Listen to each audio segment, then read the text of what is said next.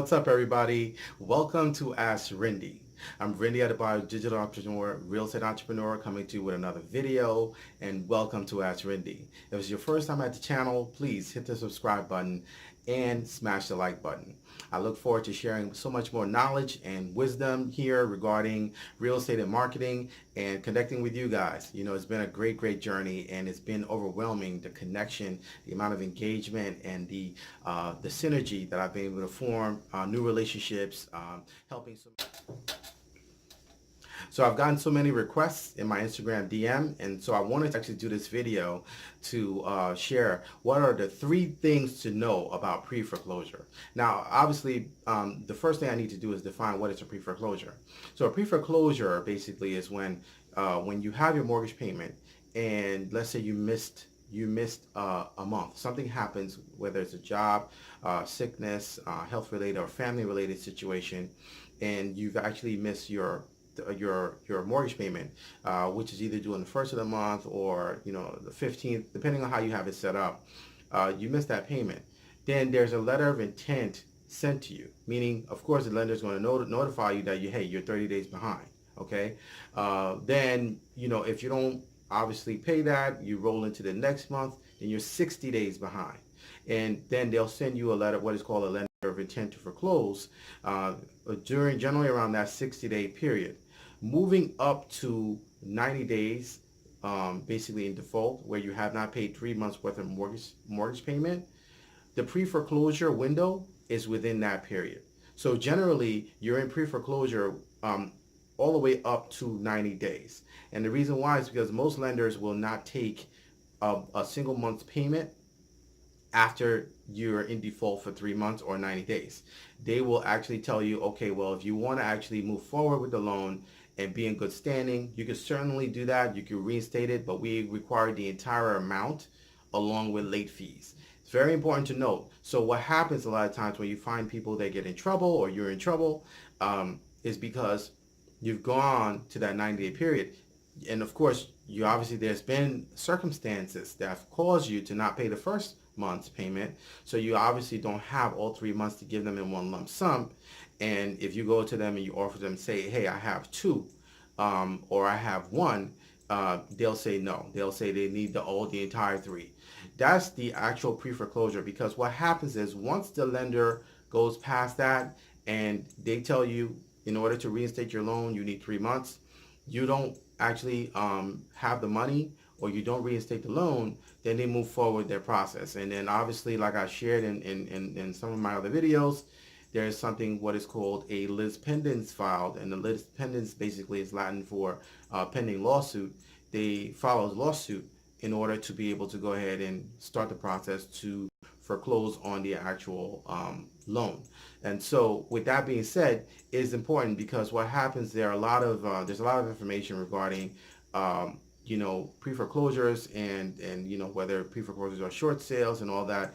Once the lender files their lis pendens, they begin the foreclosure process, you're in foreclosure. So after that 30-day window, you go from pre-foreclosure status. Pre-foreclosure is between 30 days to 90 days in default, and then after that, you're in foreclosure.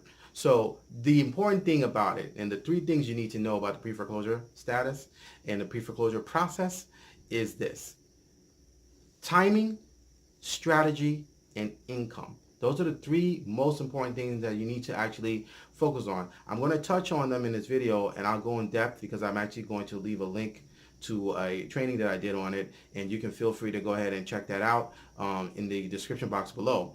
But the thing about it is this: with everything having to do with foreclosures and pre-foreclosures, the timing is very important. I've stressed this so many times.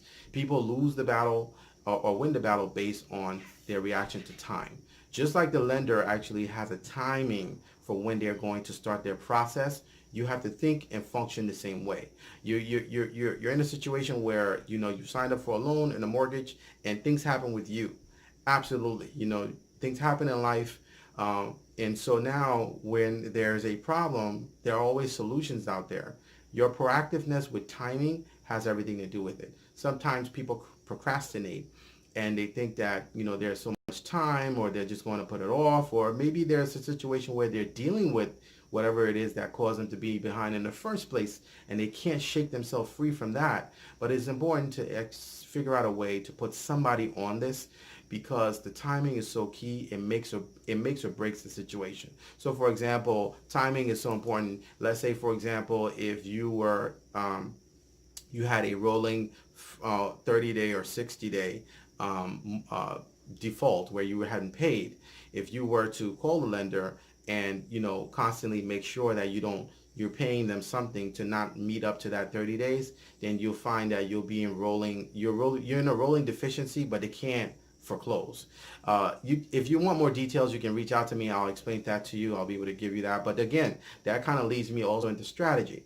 You have to figure out, when you find yourself in these situations, you have to figure out, what is my strategy? What is my next step? What am I going to do? Because you know two things. You know your situation financially. You know your circumstances more than anyone else. And so strategy is very important. And sometimes people are so clouded by what they're dealing with that they don't have the balance or the wherewithal to actually see through that. That's why you need someone that's honest, that's outside, that's looking in, that can give you details and say to you, this is a clear-cut path to freedom, to getting out of the situation. You really need to go this route. I've seen a lot of information out there regarding this, and whether pre-foreclosure is a short sale, or pre-foreclosure is an auction, or pre-foreclosure is different things. And really, the pre-foreclosure is really that window, what I just explained, because after that, you're in foreclosure. And that means that you have to know the difference. You can't say that, oh, well, I'm in pre-foreclosure and, maybe I have time, because this is where the issue is.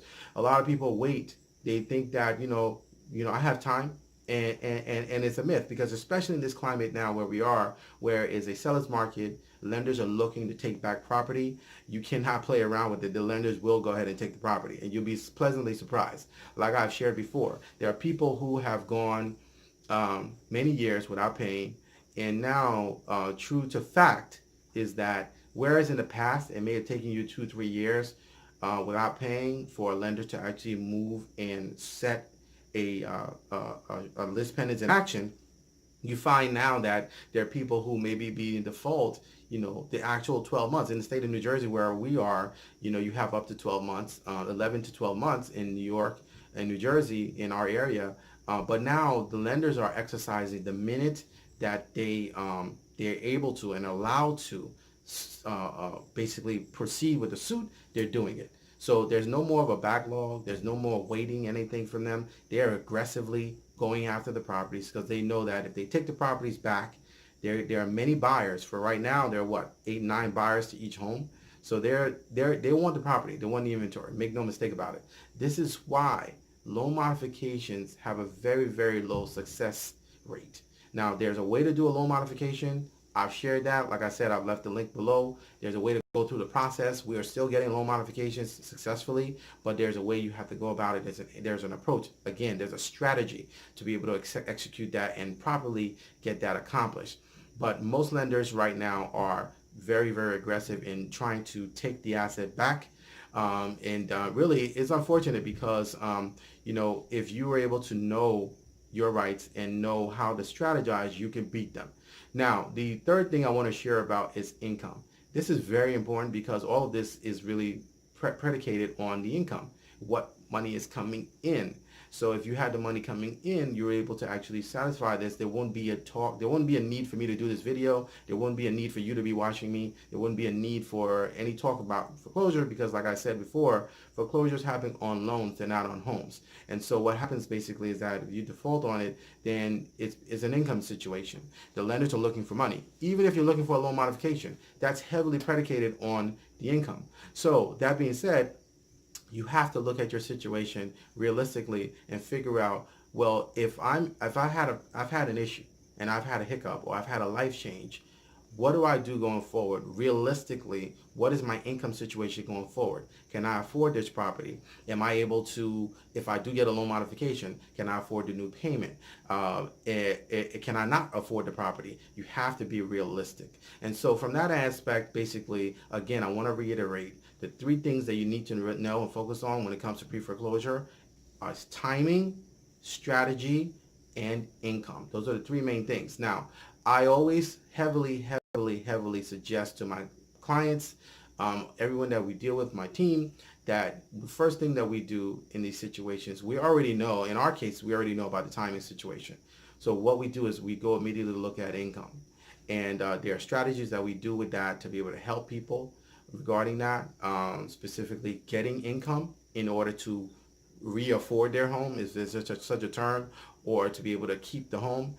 So feel free, like I said, to reach out to us. My email address is askrindenow@gmail.com, website askrinde.com, 201-855-7575. I want to say this. We have had an overwhelming response from all over the country, people trying to reach out, and people have reached out, and I'm so happy for each and every one of you that are reaching out to us through Instagram, through Facebook, and also through my office, my website, askrinde.com. We're doing everything we can to basically help, and like I said, as you know, foreclosure laws vary state to state. So we want to make sure that we place you guys and match you with the right people. So until next time, if you have questions, please reach out to me. Email me, askrindenow@gmail.com. Look forward to building with you guys, growing. And I have a video that I will be doing regarding the redemption period. So look forward to that. Okay. Thank you for watching.